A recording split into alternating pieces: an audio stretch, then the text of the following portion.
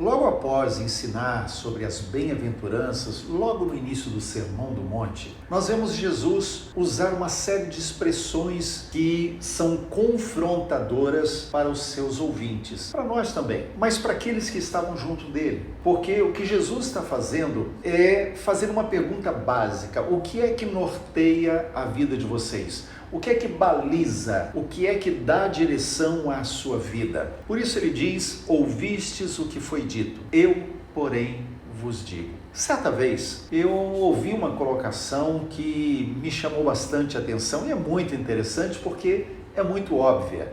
Muitas vezes nós perdemos revelações de Deus porque não prestamos atenção a coisas óbvias, coisas pequenas expressões da palavra. Por exemplo, 1 Tessalonicenses capítulo 5, verso 17, o apóstolo Paulo deixa registrado ali: orai sem cessar. Deus está falando para mim e para você, orai sem cessar. E a pergunta é: oração é um monólogo ou oração é um diálogo? Se oração é um diálogo, e nós entendemos assim, então compreendemos que quando Deus está falando conosco para orar sem cessar, é porque Ele está querendo se comunicar sem cessar. Porque se eu oro, eu falo, mas Deus também fala. Se Ele diz ore sem cessar, Ele está querendo falar sem cessar conosco. Ele está querendo se comunicar conosco de forma constante. Mas nós nos esquecemos disso e perdemos a bênção de ver Deus falando a todo momento. Ele pode falar ao nosso coração, ao nosso espírito. Ele pode falar até numa voz audível.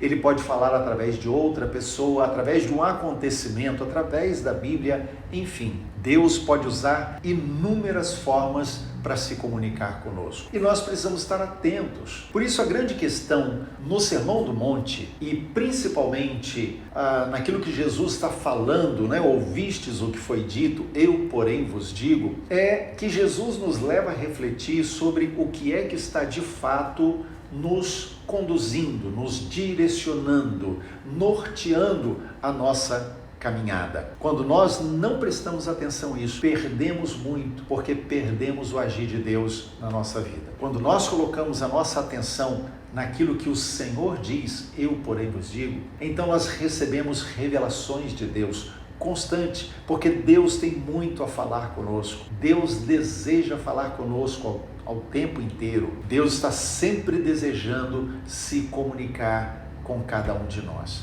Por isso, Salmo 1, ele diz: feliz é o homem que medita na lei do Senhor dia e noite. E ele fala mais, ele diz que essa pessoa que medita na lei do Senhor de dia e de noite, ou seja, dá atenção, coloca o seu coração nas coisas de Deus, na palavra de Deus, essa pessoa ela é feliz e ela dá o seu fruto na estação própria. Tudo que ela faz prospera, ou seja, tem a bênção de Deus. Isso tem a ver também, por exemplo, com o que Deus fala com Josué. Se nós lembrarmos da história, a Bíblia diz que Josué, ele sucede Moisés. E depois que Moisés morre, Josué recebe uma revelação de Deus. O Senhor chega para ele e diz: olha, Moisés, meu servo, é morto. Então agora você vai levar esse povo para possuir a terra prometida. E então Deus dá uma direção para Josué. Josué capítulo 1, verso 8 diz assim: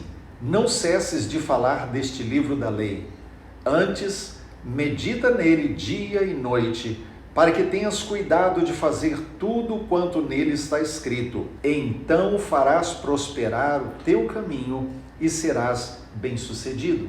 Então veja, ele está dizendo aqui, não apenas fale, mas medite nesse livro, ou seja, na palavra de Deus, de dia e de noite. Viva aquilo que você está lendo da Bíblia, porque se você fizer isso, você vai prosperar e todos os que estão com você vão prosperar juntos. Essa é a promessa de Deus.